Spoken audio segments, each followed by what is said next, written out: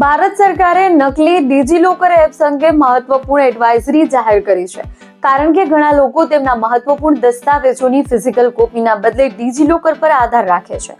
સરકારના digital India handle દ્વારા જણાવાયું છે કે એપ સ્ટોર્સ પર નકલી અને સમાન નામવાળી એપ્લિકેશનો ફરતી થઈ રહી છે, જે યુઝર્સને ગેરમાર્ગે દોરી શકે છે.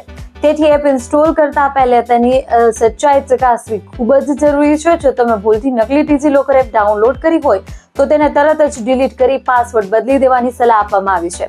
અસલી DigiLocker app National e-Governance Division NEGD દ્વારા વિકસાવવામાં આવી છે અને એની સત્તાવાર વેબસાઇટ digilocker.government.in પર છે. એપ ડાઉનલોડ કરતી વખતે તેની જોડણી સાચી છે કે નહીં તેની ખાતરી કરો અને કોઈ પણ થર્ડ પાર્ટી એપ સ્ટોર કે અજાણી લિંક્સ પર ક્લિક કરવાનું ટાળો. ફક્ત સરકારી વેબસાઇટ પર આપેલી સત્તાવાર લિંક્સથી જ એપ્લિકેશન ડાઉનલોડ કરવી સલામત છે. તો આવા જ વધુ વિડીયો માટે જોતા રહો સમય મિરર. નમસ્કાર.